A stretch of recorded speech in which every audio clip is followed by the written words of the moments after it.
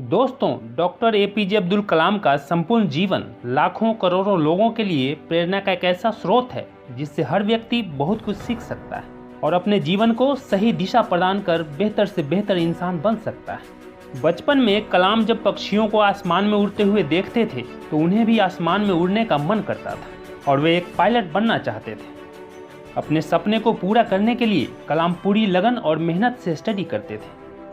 Higher study के लिए, उच्च शिक्षा के लिए उन्होंने मद्रास इंस्टीट्यूट ऑफ टेक्नोलॉजी में एडमिशन के लिए अप्लाई किया। MIT के चयनित उम्मीदवारों के लिस्ट में जब उनका नाम आ गया, जब उनका नाम एडमिशन के लिए शॉर्ट लिस्टेड हो गया, तब अब्दुल कलाम के खुशी का कोई ठिकाना नहीं था। लेकिन MIT में दाखिला बहुत महंगा था, कम से कम 1000 रुपये की ज़रूरत थी। 1950 के दशक में एक साधारण परिवार के लिए 1000 रुपये बहुत बड़ी रकम होती थी, पर अब्दुल कलाम ने हिम्मत नहीं हारी। कई दिन गुजर गए लेकिन पैसों का कोई इंतजाम नहीं हुआ।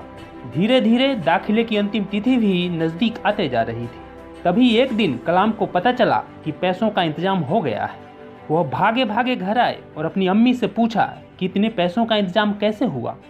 तब उनकी अम्मी ने बताया कि उनकी बड़ी बहन जोहरा ने अपने सोने के कड़े और चैन बेचकर इतने पैसों का इंतजाम किया है। अपनी बहन का उनके ऊपर विश्वास, उसकी उम्मीद, उसके स्नेह को देखकर कलाम एकदम पसीज गए और उनकी आंखों से आंसू छलक पड़े। दोस्तों, MIT अर्थात मद्रास इंस्टीट्यूट ऑफ टेक्नोलॉजी में स्टडी के दौरान एक बार फिर कलाम के सामने एक बहुत बड़ी चुनौती आन पड़ी। कलाम को अपने 6 कलीग्स अर्थात अपने 6 सहपाठियों के साथ मिलकर एक फाइटर एयरक्राफ्ट का डिजाइन बनाने का प्रोजेक्ट दिया गया। कलाम साथियों के साथ उस प्रोजेक्ट पर काम करने में लगे हुए थे। तभी अचानक प्रोफेसर श्रीनिवासन रिव्यू करने के लिए पहुंच गए। प्रोजेक्ट के डिजाइन और प्रोग्रेस को देखकर वे बहुत निराश हुए।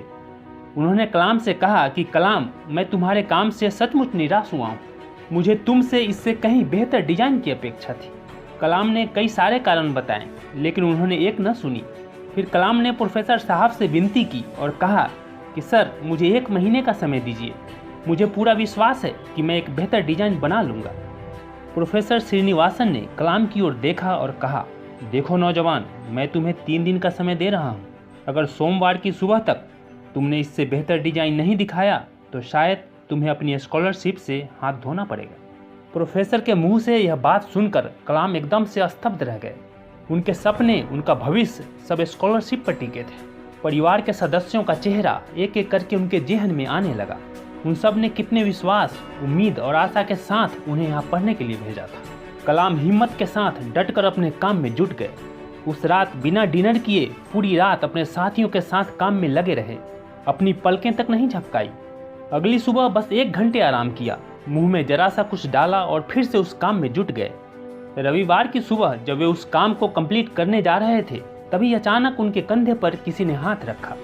कलाम ने पीछे मुड़कर देखा तो प्रोफेसर श्रीनिवासन खड़े थे। प्रोफेसर श्रीनिवासन एयरक्राफ्ट के डिजाइन को देखकर बहुत खुश हुए। उन्होंने कलाम की पीठ थपथपाई और अपने गले से लगा लिया।